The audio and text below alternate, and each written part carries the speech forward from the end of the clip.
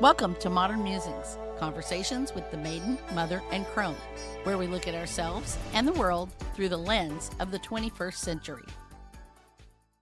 Hello, and welcome back to Modern Musings.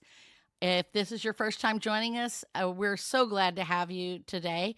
And we'd also like to give a big thanks to everyone who's coming back again. We have a great topic today, and I'm here to share it with you. My name is Cindy Murray, and my co-hosts are Kristen Hessler and Amber Jones. Hi. Hello.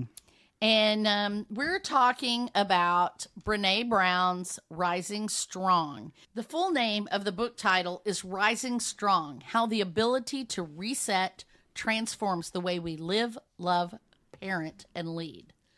And I've been wanting to read this book since, I think somebody mentioned it on one of the Allie Edwards videos or something quite a while back, probably from One Little Word. And it was just a kind of I was intrigued by it. So I thought this would be a great topic. And I spent the earlier months this year reading this book and making gratuitous amounts of notes. That's not the word I'm looking for. What am I looking for there, Amber? Copious. There we go. Making copious amounts of notes. And I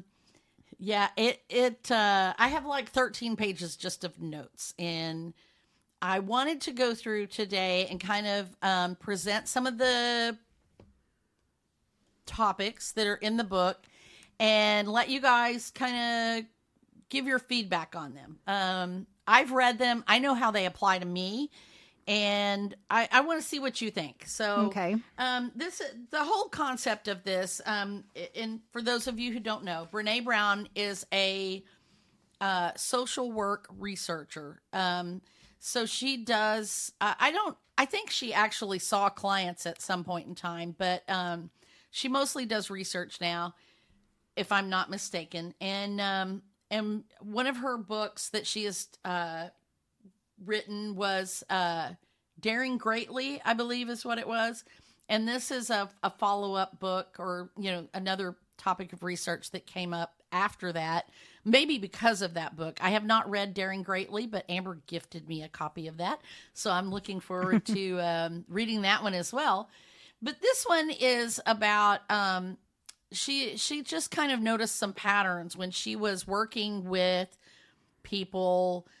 She does a lot of lectures. She does a lot of things where she goes to she's on the lecture circuit. She goes to different corporations and gives them feedback and things like that. And she's also done this research. So in her previous research, she started recognizing some patterns about the people who were able to pick back up after some sort of failure or something traumatic or tragic happened to them. And so this whole book is about what she discovered, the patterns that she discovered in that, and what she believes is the way to rise strong after you've been through something traumatic or a failure or something like that. And so this was really fascinating to me because I've always been one of those people who bad things happen to me and I just keep going. People ask me questions all the time. I don't know how you're still doing, especially in the wake of my husband's recent passing. Mm-hmm. Taking care of my mother who has dementia, my sister passing, my father passing, my niece moving in with me. I've had a lot of things going on in just the last, 5 or 6 years. So, but I just keep going. And there are people who would just break. And to me, I have always said, well, breaking is just not an option. Yeah. I just have to keep going. That's the only thing I know. But she noticed some things that happen with that. And so that's kind of what I'm talking about today. And she actually has, her book is broken up into several different little clusters, I guess. And so we'll talk about all of those. But the first thing that she talks about is, the fall or whatever, the point where you are at failure or something is going wrong. And then there are, so she has these points where it kind of starts with your failure or whatever, where you're vulnerable. And then from there, you come up with what she calls I got to find a different word, crappy. We'll use the word crappy instead of the word she used. It's a 4-letter word that we don't, I have no problem saying that word, but we're trying to keep the edits, keeping the bleeps down. Bleep. So we'll call it your crappy first draft. And then she goes on into the different methods of dealing with your problems. So I wanted to start with that crappy first draft and the things that happen. And she talks about how when things happen to you, you see them from your point of view. And your crappy first draft is the story that you're telling yourself about what happened. And I think we've all been there where your husband comes home from work or something like that, and you say, "Hello, honey, how was your day?" And you get a grumble, and he walks away, and you're like, "What the heck does that mean? Are you mad at me?" And you tell yourself this story about, well, he doesn't like me, he doesn't trust me, he doesn't want to talk to me. Some of us make up all kinds of crazy stories about what's going on there. There's the old adage about there's 3 sides to every story. There's my story, your story, and the truth is actually somewhere in the middle. Yeah. And that's what she's talking about. Your crappy first draft is your side of the story. So something happens, your boss comes in and says, "This is not done right. You need to redo this all over again and do it the way you're supposed to do it. Blah, blah, blah, blah, blah." And they're yelling at you and you're like, and maybe you're thinking your boss is a crappy boss. They're mean. They don't like you. They're out to get you. They're out to make you quit, whatever. And that is your first draft, your crappy first draft. And in order to get out of that and to go through the things, that maybe it was a big failure. Maybe you did this great project and you were really proud of it, and your boss comes in and does that to you. And so that's your moment of failure. You fell down, you're face flat. She talks about being in the arena and being face flat on the ground, and that's when those things have happened to you. And you can get up and rise strong, or you could just lay there and let the bull kick you or whatever, And so her answer to that is to come up with what happened, right? In order to fix anything, you've got to figure out what happened. And your crappy first draft, which is not what she calls it, that's your first draft of what your story is, right? So have y'all ever had an instance where you came up with that crappy first draft about something and you came back later to find out that was not what was going on at all, where you jumped to that snap judgment? Oh, all the time. Like in my head. In my head, things. it's like a paranoia makeup scenario. I mean, and that's definitely, I a lot of times, like I have a friend who's always like or actually it's my sister-in-law. She's always like your anxiety is getting to you. That's your anxiety talking. That's your bipolar disorder talking. Mm-hmm. Like and paranoia is definitely like a forefront in bipolar disorder. You overthink and overread into anything anyone ever says, like a lot of that's like you text me a certain way and I read into it and I'm like, she's yelling at me, she's mad at me, and Kristen's like, no, she's not.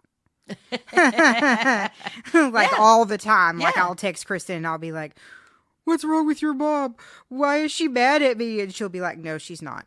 No. If I was it's mad you." at you, you would know I was mad at you. Yeah. Yeah.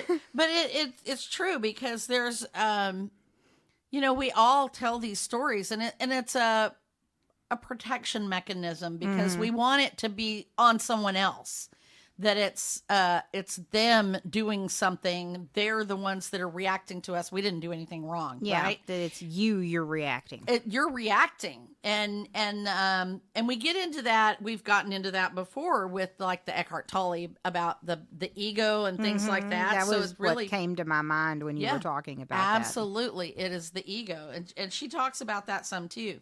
So, but what she's talking about, in order to get past all of these stories that we tell ourselves and to move on to something that's healthy and productive, is that we have to actually let go of that story that we're telling ourselves. And we have to dig deep and find out, what is my story? What is this other person's story?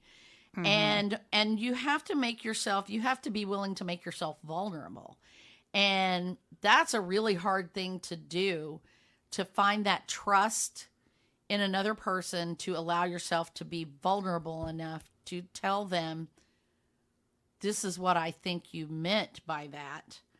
And so that they can come back and say, no, that's not what I meant at all, or whatever. And it's the people who are curious about where their emotions came from. Why did I react that way? Why did I think that's where that came from? Why did I think she was mad at me? And you're willing to face those emotions and work that stuff out. That's how you get to that better life, and you can just rise up and do what you need to do.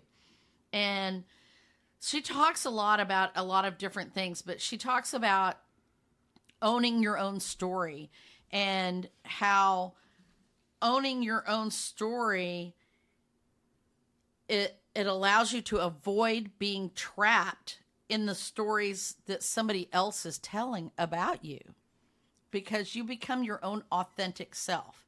So don't let people make up stories about you.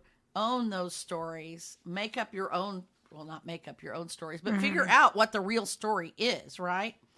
And so there's a lot of stuff there. And she talks about how when you look at your emotions, when you allow yourself to be vulnerable, when you allow yourself to question all of those feelings that you feel, it can be very uncomfortable.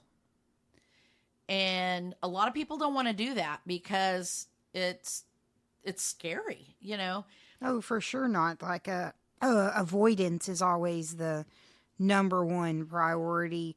Avoiding conflict, especially conflict with yourself. Oh yeah. And you don't want to be pigeonholed into this person who is, always having these problems or whatever. So it's kind of hard to allow yourself to be vulnerable.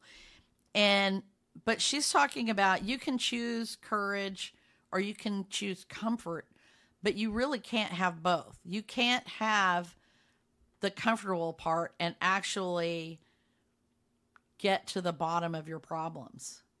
If you're going to get to the bottom of your problems, you have to face the uncomfortable stuff. And when we're talking about the stories, she talks about how there's a neuroeconomist called Paul Zak. And in his research, he found that hearing a story, like a narrative with a beginning and a middle and an end, actually causes our brains to release cortisol and oxytocin. So to refresh people's memory, cortisol is the anxiety. That's what you have when you have anxiety. It also triggers the production of adrenaline, which is what gives you that energetic boost to run away, right? And then oxytocin is often called the love chemical, the love drug, because that is the chemical bonding that you get when you know, are with someone you love, when you have your newborn baby or whatever. And that doing these stories, and I love this because because Amber is an author, she is an English teacher, and you know, the thought of narrating a story or telling a story, these chemicals that are released when we hear a story actually trigger the human abilities that cause us to connect, to empathize, and to make meaning out of our lives. So, as she says, story is literally in our DNA. So it's natural that you're gonna make a story. You're whether gonna it's make good a story. or bad. Even in our dreams, we make stories of this nonsensical whatever stuff Some weird that comes journey. up, right? And so I think this is really interesting, and we are. When I say that story is in our DNA, literally creativity is in our DNA also. That is what makes us human.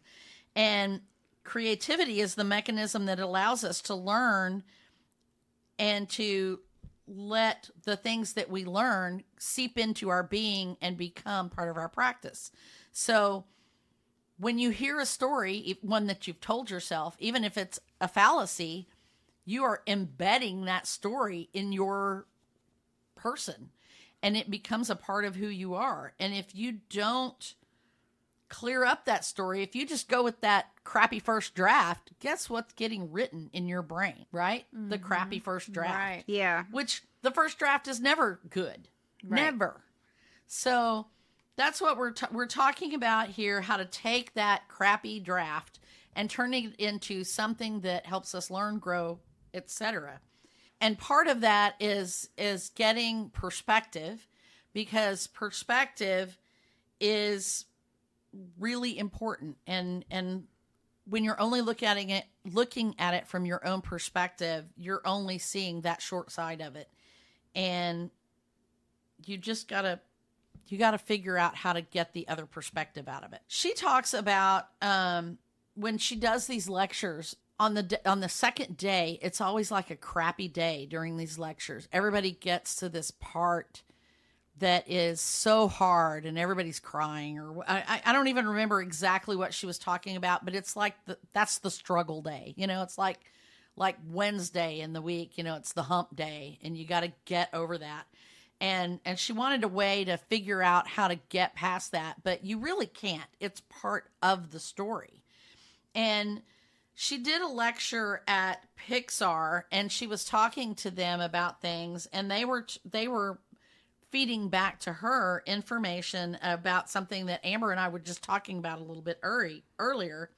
The hero with 1,000 faces, and the hero's journey. Yes. And can you fill us in on that concept, Amber?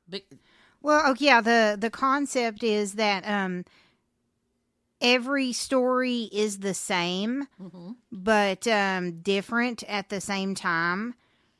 Everybody goes on a journey. Every character in a novel, every main character. So your crappy story or whatever. Right. So every main character goes on a journey. Mm-hmm.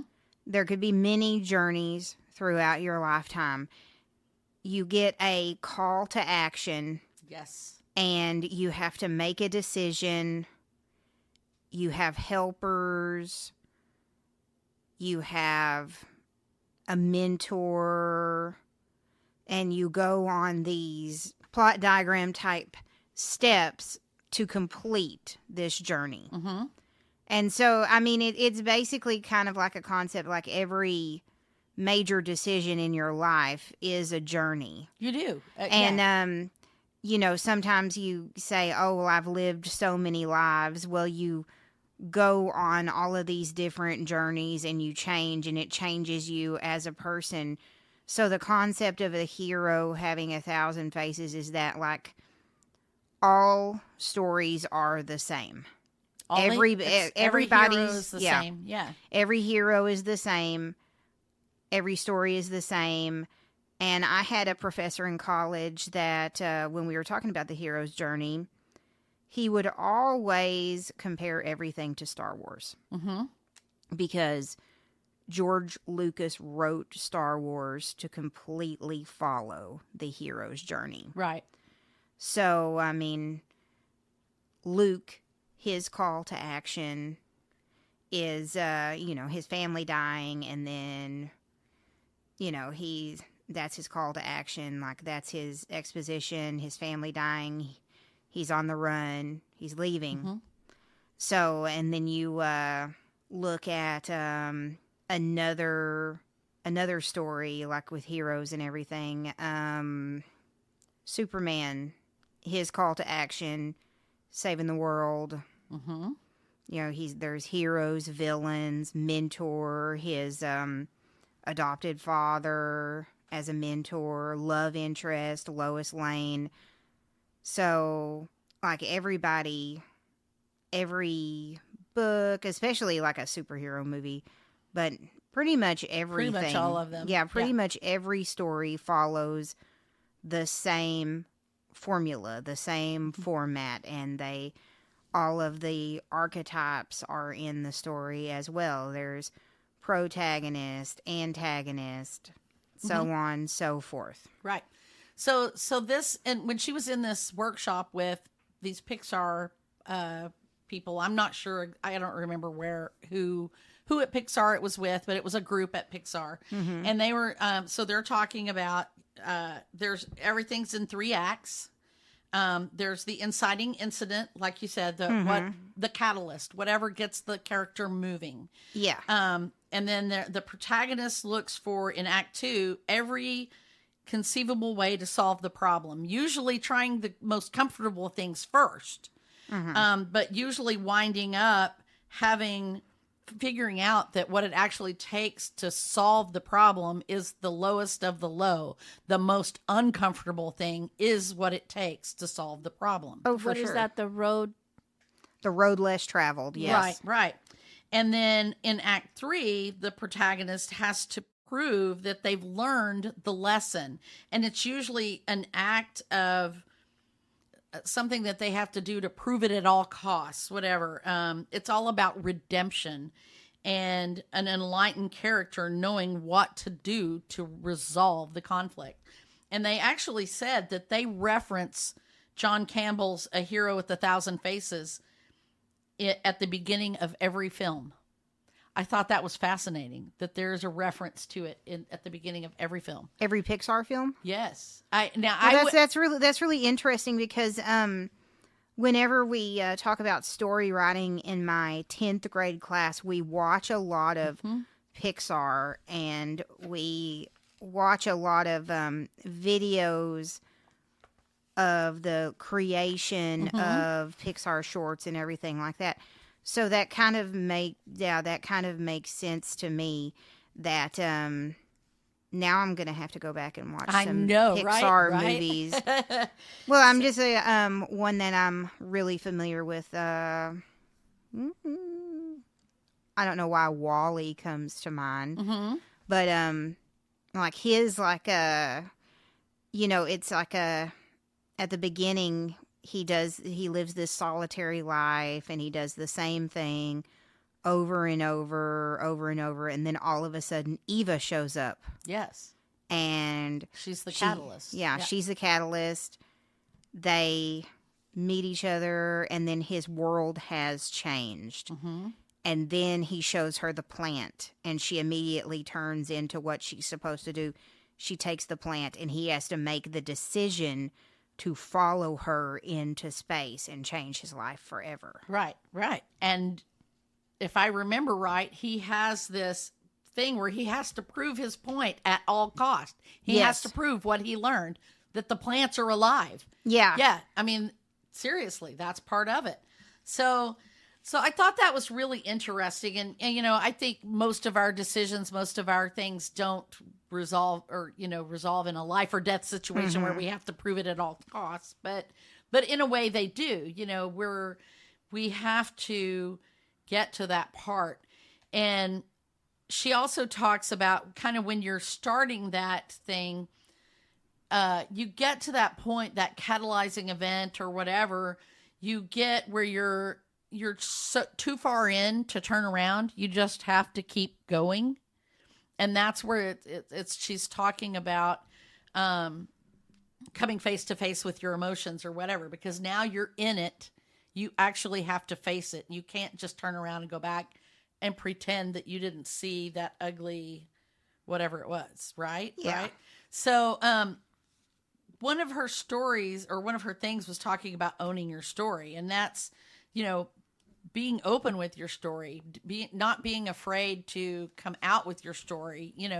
If somebody has hurt your feelings, own what you're feeling there. And she gives some like examples. Her book is like written with all these examples in it where she'll give an argument that she had or something that she saw where she had this experience and what she learned from it. So she has this process. And in one of them, she was swimming with her husband, and he kind of brushed her off. And so in the process, she's making the story where I'm the fat, overweight. I don't look good in my swimsuit anymore. He doesn't care. Blah blah blah blah blah blah blah. And really, what he was, she didn't know until she actually confronted him with it. Hey, what's going on here?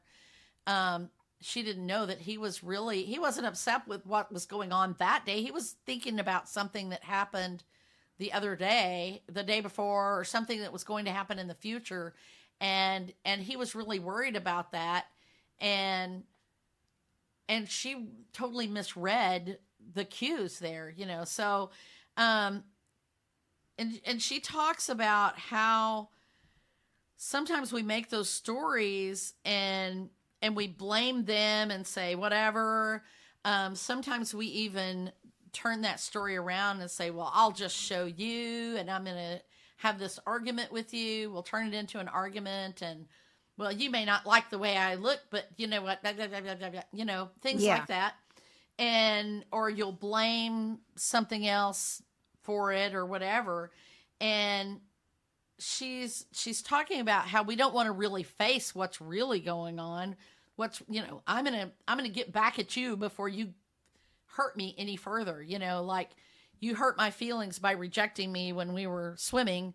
And so now I'm going to reject you first, and I'm going to get in an argument with you so that I'm the one in control and I'm not hurt anymore.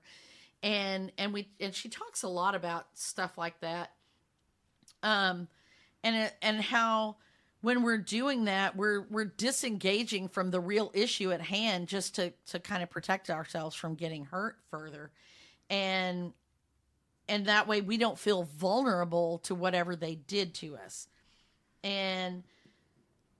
But it's the people who actually have that curiosity about where that hurt came from. Why am I so hurt by what that person did? That curiosity is correlated with creativity and intelligence and improved learning and memory.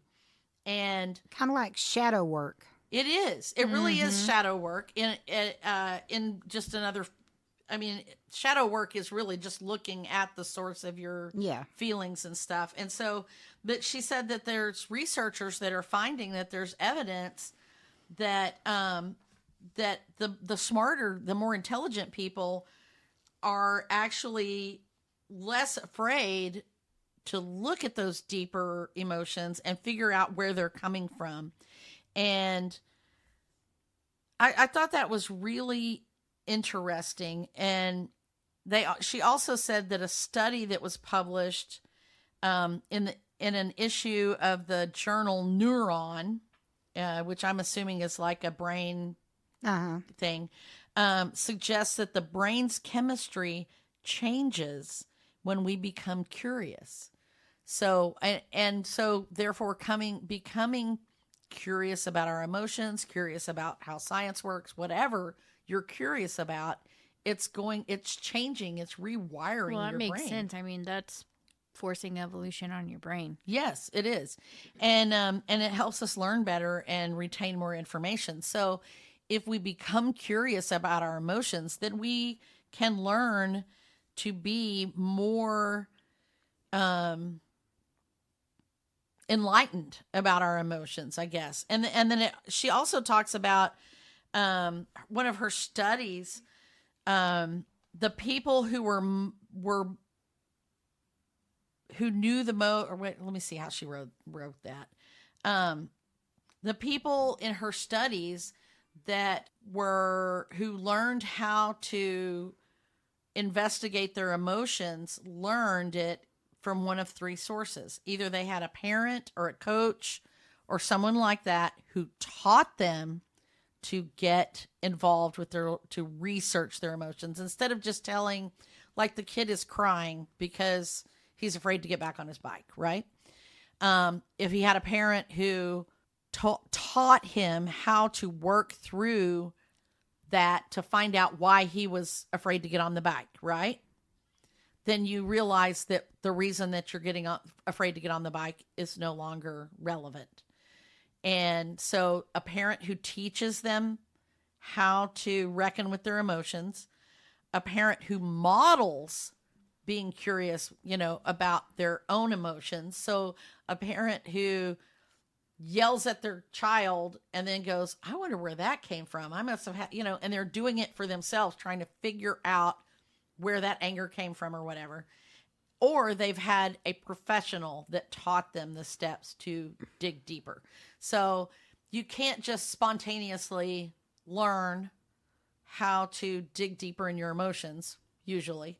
Yeah. It's somebody has either taught it to you or a professional has taught it, somebody. So she actually breaks everything down into the different phases, I guess. And the first one is your fall from grace or whatever. I can't remember what she calls it, but that's where you fall face down in the arena, or you have a failure or something bad happens to you.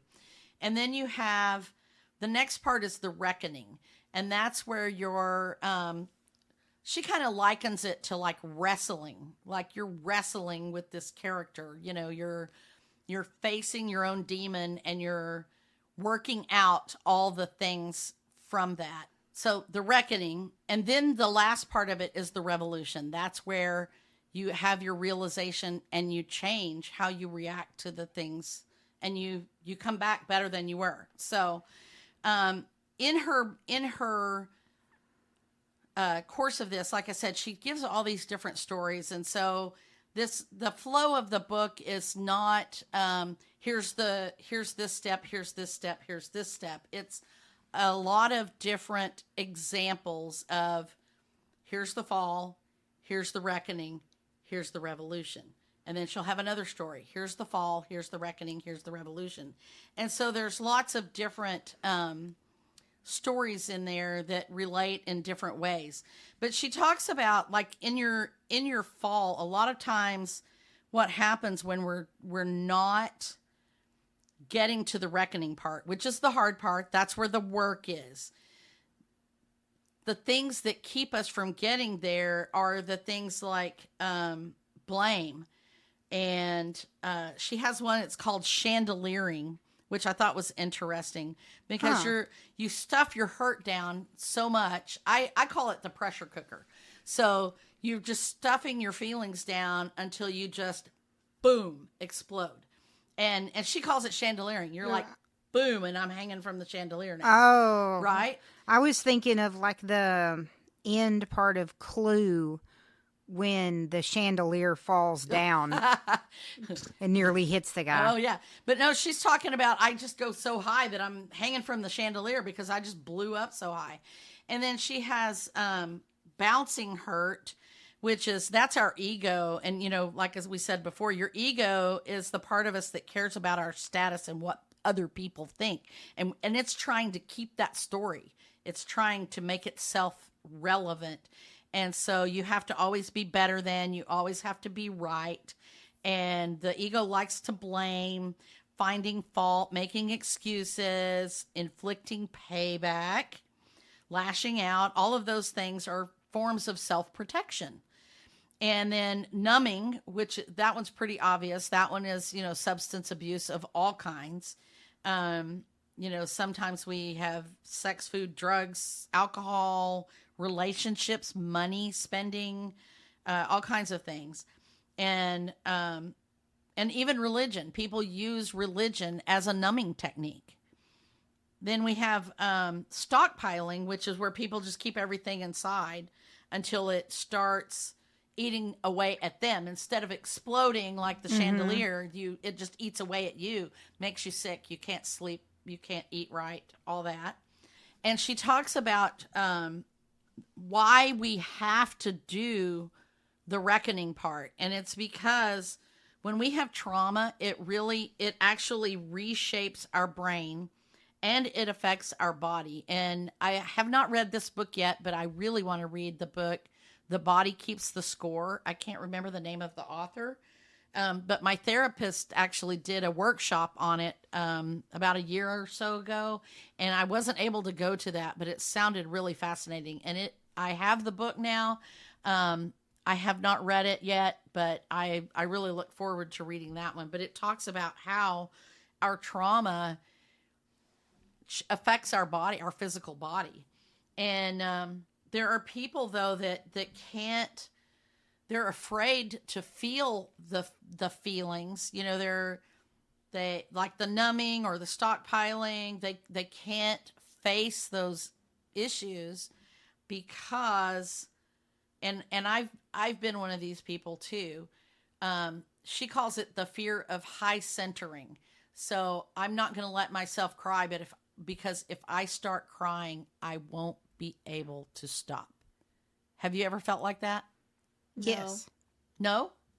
No. Do you just let yourself cry? Oh, yeah. Okay. Well, I mean, that's good. That's the healthy thing to do, obviously, to let yourself feel those feelings. But I've talked to a lot of people who have said, I start to cry and I stop myself because I'm like... Well, I mean, yeah. I mean, there are times like whenever I'm like upset about something or mad about something that I will start crying. But, it's not like... I'm not afraid I'm not going to be able to stop. I'm more afraid that it disrupts like the conversation, because then suddenly now the conversation is about me crying. Okay, so that's back to that thing that we were talking about. You're afraid of others, what they're going to think of you. No, it's not what they think about me. It's not. Okay, so whatever they think about me is fine, but if we're having a conversation, keep going with the conversation. Don't change the subject because I'm crying, or suddenly go, oh no, why are you crying? Continue the conversation. Don't let my emotion stop, Okay. because it is just a physical manifestation of the things you're thinking and my feeling. emotional feelings, which I am not saying for a reason.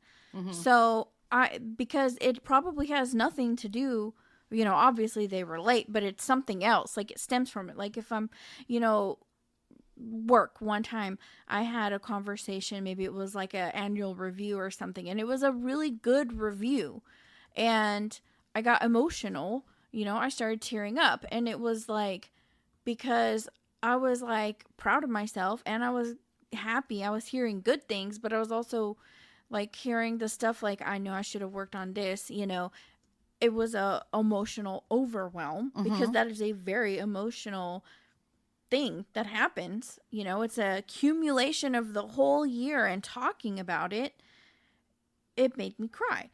But what ended up happening was the conversation shifted because the person giving the review saw me crying, and then they started talking about that instead of my review. Ah, okay. And so it changed the dynamic. I didn't get to finish my review and then now forever, I'm like, the person that cries, at work. Well, but again, that's see, fine. that's what it's that not is. that I'm afraid of it. It's a disruption. I Okay. am not afraid of my crying. Right. But it's a disruption because other people can't tolerate my crying. Right. That but is that's what where, bothers me. But that's where you just have to stop and own your story. Right. I'm an that's emotional why person. I'm crying. You I'm stopped owning him. my story. Yeah. And I've had lots of talks with my supervisors about that. And then I get this, well, you just need thick skin. And I'm like, I didn't say I had a problem with my crying. You're the one that has the problem with it. Right. That's right. what I'm saying. It's a disruption because they can't handle the fact that I cry. Right. Right? So. Well, maybe you need to say, don't worry about me crying. It's okay. Just keep talking.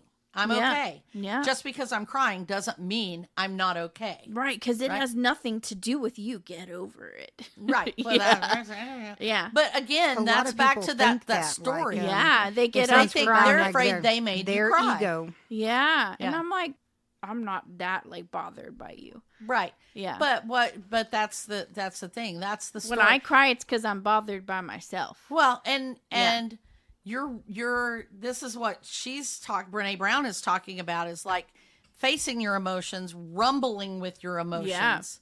I do that all the time. Right. Yeah. And there are a lot of people who rumble with their emotions. They think about their emotions, they figure them out, and that's what she's talking about. And when she talks about how to get there, she says, one of the first things is to give yourself permission to feel emotion, which obviously you do. Get curious about it and pay attention to it, and then and practice, like looking at that emotion. And that's the thing, is a lot of times we don't give ourselves permission to feel the emotions that we really feel. Right. And then it's some of the other things she talks about is like paying attention. And she gives a huge long example about mindfulness. And she talks about something else that we've mentioned before. And particularly when you're in one of those situations, this is very helpful, which is the box breathing, square breathing, strategic breathing, however you want to call it, where you're just clearing your brain enough where you can look at it and find that uncensored story that you're telling yourself. And so that she has this list of these questions. You've made your crappy first draft, because that's, again, that's not the word she calls it, but we're not going to use that. So, the words you can't say on TV kind of thing. And when you get into your little rumble with your reckoning or whatever, the first thing she says is that you ask, what do I need to understand about this situation? And in that, she's like, what do I know objectively? And what kind of assumptions am I making about this situation? And then once you've done that, then you can ask, what do I need to learn about the other people in this situation? Because I need to look at this from their point of view too. And what additional info do I need? And what questions do I need to clarify what's going on here? So like with you and your work situation and the crying, you need to look at things from their side of the story too. They, that they're not feeling what you're feeling. They just see the reaction. Right. And so they're reacting to the reaction. So the question is, why do they feel like that's something that they have to react to also? And then the third thing is that what's underneath my response? What is that buried behavior that makes me do that? And what am I really feeling? And what part did I play in this misunderstanding or this cause and effect or whatever?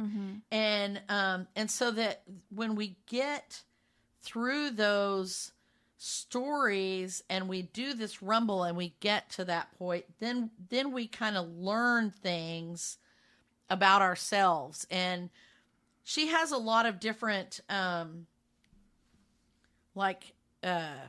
examples of different situations that people go through and have. Like one of them is getting through expectations, disappointment, resentment, heartbreak, grief. Those kind of all fall in together. And one of the things she says is disappointment is unmet expectations. So when we're disappointed, it's because we have an unmet expectation. And the more significant the expectation, the more significant the disappointment. She goes on to quote Anne Lamott, who said, expectations are resentments waiting to happen. Mm-hmm. So there's all this, like we're talking about people holding on to these things and holding on to the angers and the traumas and the different things, and they're just waiting for something to happen with it. And she went on to say that Nelson Mandela wrote that resentment is like drinking poison and then hoping it will kill your enemies, because it doesn't hurt anybody but you. When you have resentment, it only hurts you. And so she's talking about letting go of that resentment, figuring out where that resentment came from. What was this expectation?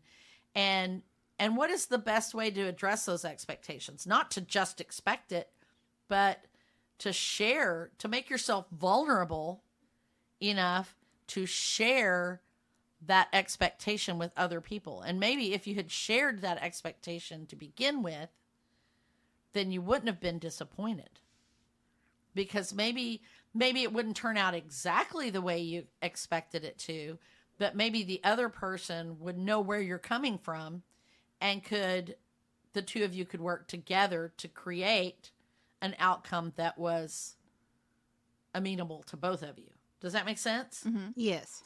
She also talks about heartbreak and grief, and in order for forgiveness to happen, something has to die. So disappointment, resentment, heartbreak, grief, expectations. In order for forgiveness to happen, something has to die. Like an expectation or something that you wanted. The ability to continue to be mad. Right.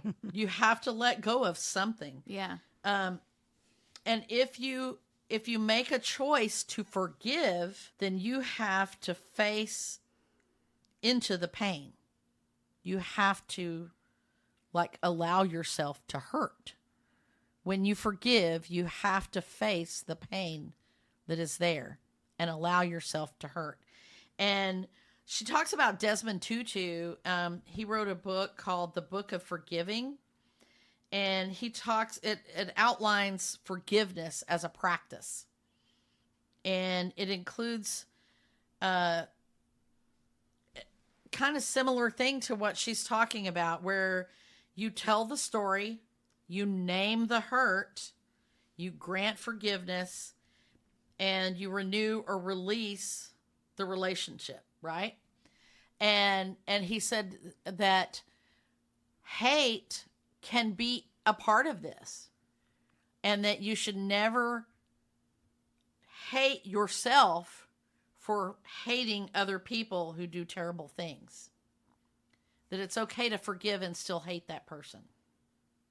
I thought that was kind of interesting, because we had a discussion a little while back about the things that you're most scared to do. And being forgiving. And forgiving doesn't mean that you're absolving anyone of anything. Mm-hmm. In forgiving, you're telling the story, you're naming what that person did to you, and you're choosing to let it go and not let it affect you anymore. Mm-hmm. And then in the hopes that you will come out a better person, that you're not letting that hurt be the defining factor of your life. Right. Story over. Like, here's the plot in the end. Yes. Yeah. Yes. It doesn't affect me. It doesn't change who I am now. It does not. Well, maybe it does change who you are, but it doesn't control who you are. Only you can control who you are. So in order to heal from those kinds of things, the thing that has to die is your anger. It's okay to hate that person. It's okay to not have that person in your life. You've named it. You've named the thing that they did to you, but You can't be mad at them anymore. you have to let it go. You have to let that part of it die. And I think that was really profound. Forgiveness is a hard thing. It's a really hard thing. And you can forgive, but you can't forget. right. Yeah. You don't have to forget it. No. But you do have to let it go. Yeah. And not let it control you anymore. Let it go. Sorry. Um, Speaking of Pixar movies. Right. There's really just so many takeaways from this book. I had, like I said, 13 pages of plain text notes from reading this book, and there was it's just incredible when you look at it and see all these things that, oh, I do that. I really should think about that in a different way or whatever. She talked about being able to ask for help. And we're often, as adults, not able to ask for help. And she talks about if we don't do that, if we don't teach that to our children, then they will attach value to never needing help. And then they will never ask for help even when they need it. And I see this in my children because I have always been the strong person. I have always prided myself in being the one child of my parents who never moved back home. I never asked them for a handout except for when I got a divorce. I asked my dad for $80 to pay my legal aid attorney. That's how much my legal aid attorney cost back in 1985. And that was the only thing I asked them for.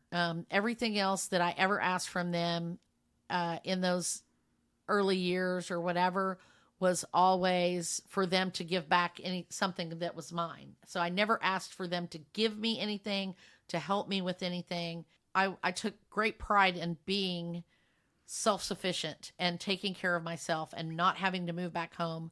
My sister got married, had a baby, got divorced. She moved back home. My brother got married, got divorced, moved back home. They both needed my parents' support. And I was so proud of that I never did that. But I never thought about the fact that I was modeling that behavior to my children. And that by not asking for help, by not asking for support, my children never learned to ask for help or support either.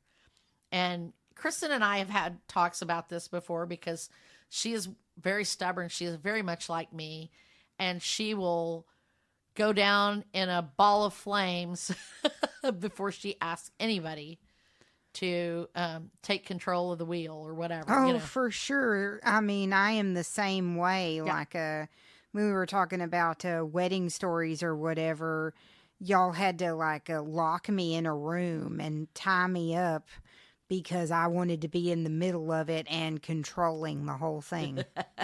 Yeah. I mean, and it's hard to let go of that. And it's hard to trust people to, and she talks about trust too, about trust is choosing to risk making something you value vulnerable to another person's actions. Wow. You're choosing to let something you value be vulnerable to someone else's actions. And distrust is basically deciding that what's important to me is not safe with that person in this situation or in any situation. So when you distrust someone, you're saying, this is so important to me that I can't, it's not safe with you. And there's a lot of marriages and relationships that are torn apart by lack of trust. We don't trust them with our inner Probably secrets. one of the biggest. Yeah. Yeah. I mean, and I'm not just talking about infidelity and things like that. I'm talking about the secrets that we don't share with anybody, the things that aren't there's nothing wrong with, there's no reason to keep it a secret. Like my secret desires. This is what I really want, but I'm not going to tell you what I really want because I don't think I can have it, because what you really want is something else, because you're not really communicating, right? Or fear of like rejection, or fear of somebody saying, "Oh, well, that's stupid." Exactly. Like if you have hopes and dreams, you keep them repressed because you fear somebody saying, "Well, you just can't do it." And I would say like when my parents were still alive, I did repress a lot of myself out of fear that they would reject me, that they would disown me, that I just or my family in general, like I kept a lot of things to myself always, because I didn't think that anybody that was the closest to me would care, or even like they would reject who I truly am. Yeah. And I think that's true of a lot of people. I don't think they really come open, with who they really are, what they really want, what they, or maybe you share something with the family member and then they take it over and try to make it their thing. Yes. Yeah. That's true too. I hope you're not looking at me when you say that. No. That's my ego right there. That's my ego, afraid that you think that of me. She talks also about despair and hope. And we are most dangerous to ourselves and to the people around us when we feel powerless. Think about a caged animal. A caged animal is more likely to bite, right? And she uses an example from Rob Bell, where it's he says, despair is a spiritual condition. It's the belief that tomorrow will be just like today. And I think I've felt that a lot, especially a lot lately. And you kind of have to get out of that. You got to still have that hope. And she goes on to say that hope isn't an emotion, it's a cognitive process. A lot of people think that hope is an emotion, that it's something that you do. Yes, right. But it's not. It's actually a cognitive process, a thought process made up of what researcher C.R. Snyder called the trilogy of goals, pathways, and agency. So it happens when we can set goals. Woohoo, goals, girls. And we have the tenacity and perseverance to pursue those goals and believe in our own abilities to act. And once we have those, then we have hope. And that's why I think goal setting is such a huge thing. No matter how small your goals are, if your goal is just to get out of bed at 8 o'clock every morning or 6 o'clock every morning or whatever, or if it's to go to bed by 10 o'clock every night, or to eat only a certain number of calories a day, whatever goal it is, it's worthy and it gives you hope. And I like that. And she also points out that hope is learned because it comes from those goals, and you learn to set and achieve goals, right? So I thought that was a really, really interesting point. Do you have anything to share that you think about in terms of goals and hope or despair, either one? Well, like hope keeps people going. Yeah. Right. Yeah. I mean, if you don't have hope, then you're just kind of stuck. But I do know a lot of people who live in despair and they don't have hope. And when I look at them, I think, do they have goals? after I read this. I mean, that's literally what I thought.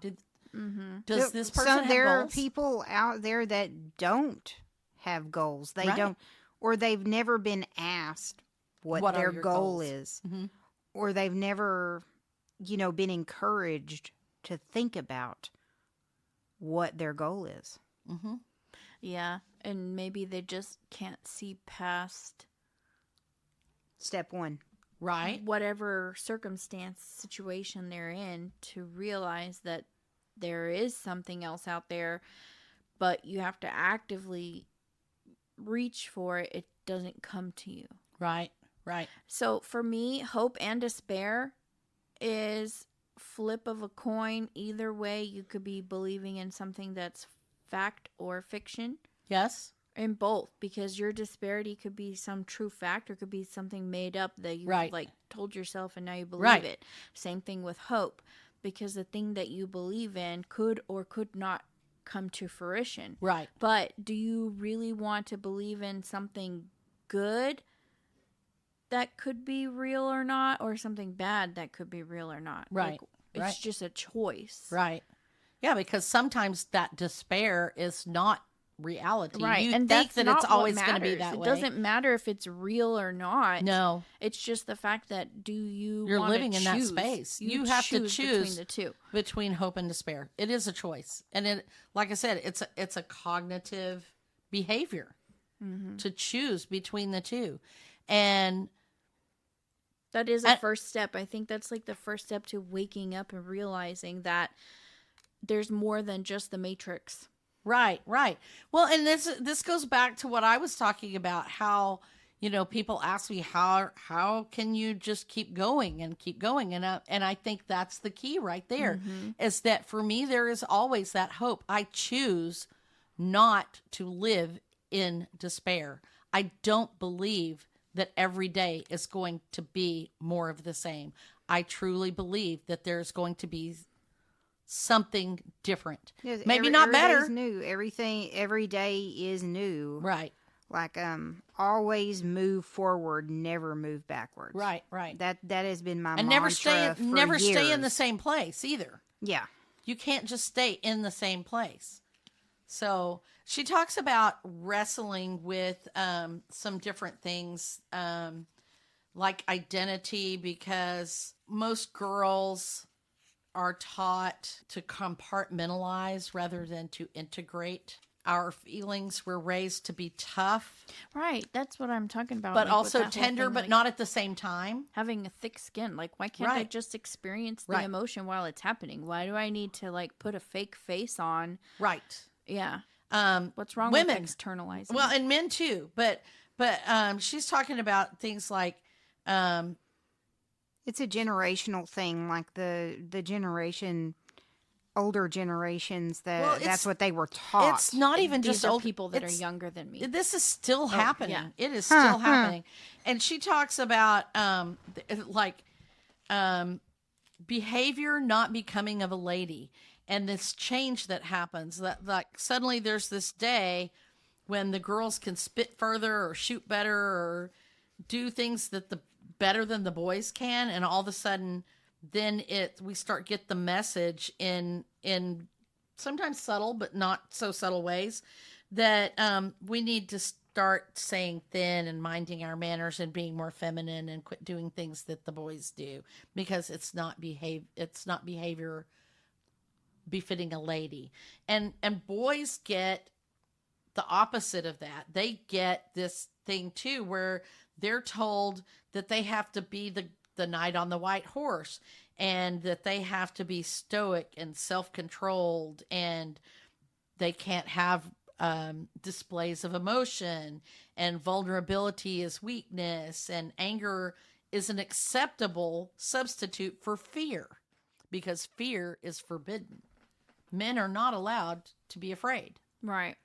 Because And they're supposed to be blah, blah, blah, blah, blah. right. And they The don't want to hero of be the journey. perceived as being weak.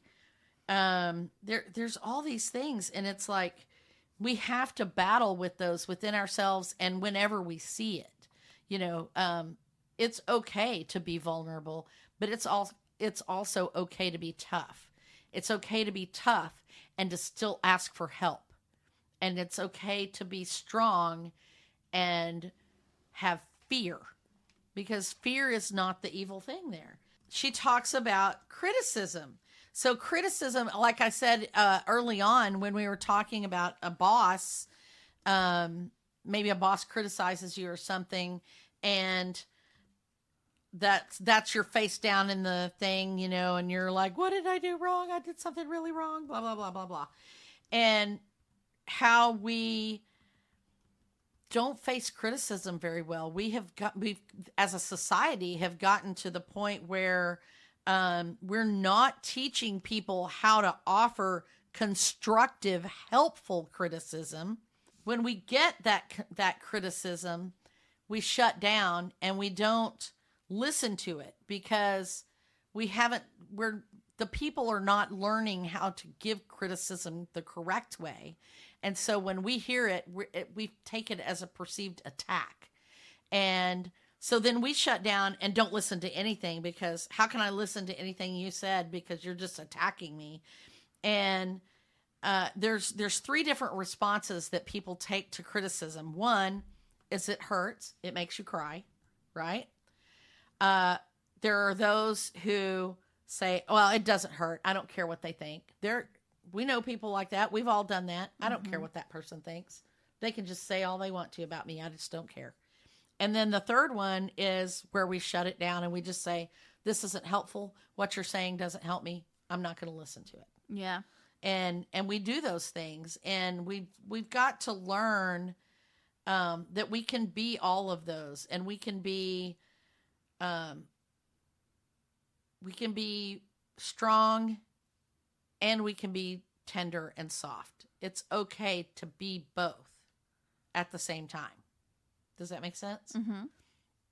So she kind of closes out the book with a what she calls her 10 guideposts for wholehearted living. And they are as follows: cultivating authenticity, which means letting go of what other people think, just being your authentic self. And I think we talk about that a lot on the podcast, about being your authentic self. Yes.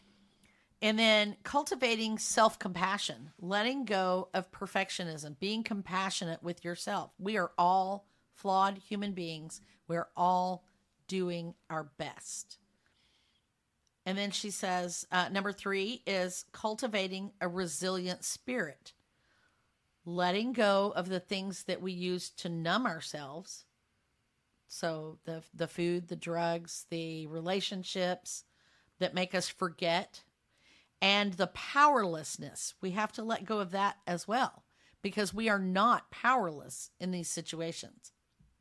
Number 4 is cultivating gratitude and joy. So you have to let go of your scarcity and fear of the dark and all those kind of things. You know, just let go and live in gratitude and joy. Number 5 is cultivating intuition and trusting your faith. So you don't have to be certain all the time about what's going on. Certainty is not required. Just have faith. Cultivating creativity is number 6. So letting go of comparison. So comparison is, who is it that says, comparison is the thief of everything? Of joy. Oh, yeah. It's the thief of joy, but it's also the thief of everything. Mm-hmm. So let go of comparison. Don't compare your creativity to the creativity of others. Your creativity is within you.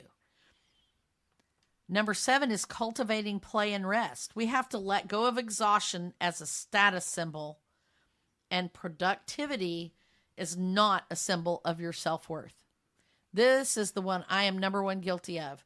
And I think we talked about this a couple of weeks ago, about how I started a practice of journaling at the end of the day, all the things I did, because I kept comparing what was going in my head to what was on my to-do list. And my to-do list was a mile long, and I felt like I didn't get anything done. But once I started writing down, journaling all the things I got done that day, I realized I got a whole lot of stuff done, including a lot of things that should have been on my list but weren't. And so it's not like I got nothing done. I got a lot done. So, and when I started doing that, then I quit worrying so much about that productivity self-worth thing, that I quit beating myself up for not getting anything done. Number 8 is cultivating calm and stillness. Letting go of anxiety as a lifestyle. We all live in this anxiety-driven society. We're all living in it all the time. And I think doing some meditation, doing relaxation, different things, letting go of that anxiety is so, so, so important. Cultivating meaningful work. Let go of your self-doubt and what you're supposed to do. Make it meaningful instead, right? And then number 10 is cultivating laughter, song, and dance. Let go of being cool and always in control. Mm-hmm. That sing, even if you can't sing, sing, dance like nobody's watching. Mm-hmm. Yeah. So, I don't know. I didn't even touch on most of the stuff that she talked about. I literally was skimming my notes while I talked about this. But I think for me, the biggest takeaway was that when you get into these situations, you have to stop and reckon with your emotions. And you have to start questioning why I feel this way. Why did this person react to me that way? And what does it all really mean? And once you can do that, then you start realizing there's more to this story than what's going on. And you can kind of start going back to what caused you to think that way, what made you feel that way or whatever. And I think a prime example of that is this past week when I was at my therapist and I was talking about expectations. And I was talking about how Mondays are a terrible, terrible day for me. And on Mondays, I get so upset. I have all these expectations on me and it just makes me crazy. And so she started talking to me about where the expectations came from. And so this was my reckoning and my rumbling. I started reckoning. She made me list out what are the expectations that you have. And so I started writing all these things, like I'm going to have a clean house. I'm going to be a good mom. I'm going to be a good wife. I'm going to be, all these things that I felt like were expected of me as a person. And then she said, where do those come from? Where did that expectation of being a good wife came from? Or where did that expectation of being a good mom come from? And, some of them were things I put on myself, but some of them were things that came from my childhood. Like being a good mom it was an expectation I put on myself, but it came from watching my mother not be a good mom. And so I put that expectation on myself to be a better mom than she was. The expectation of having a super clean home came on me because my dad, probably out of frustration with my mother who never cleaned house, would wake up my sister and I, even on our days off, even in the summer, early at the crack of dawn every day to clean house. And that was because his mother kept a clean house and he wanted a clean house. And so he put that expectation on me. And because I grew up in a household where my mother did not keep a clean house, I was trying to please my dad, keeping a clean house, and I was also trying to outdo my mother. Mm-hmm. And so all of these things, and sometimes in some ways my husband also added to that expectation, because if he got frustrated because the laundry wasn't washed, his reaction to me over the laundry was fueled by his ego. And then my ego twisted it around and got mad at him for expecting me to keep the laundry clean. And do you see where I'm going with that? It's so in rumbling with those ideas, I kind of realized that these expectations are, well, for one, not very realistic. I can't always keep a clean house. I'm not going to be a perfect mother. We're all human. We all make mistakes.